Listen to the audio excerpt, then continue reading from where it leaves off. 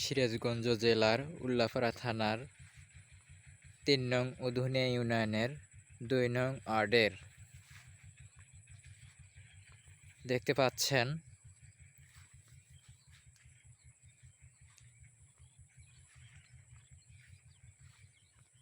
ধানের ক্ষেত। হাঁটি হাঁটি পা করে যাচ্ছি। অবশ্যই আপনাদের ভালো লাগলে শেয়ার, সাবস্ক্রাইব, কমেন্ট করে দিবেন। কমেন্ট করতে ভুল করবেন না, সাবস্ক্রাইব করতে ভুল করবেন না। অবশ্যই সাবস্ক্রাইব করে দিবেন।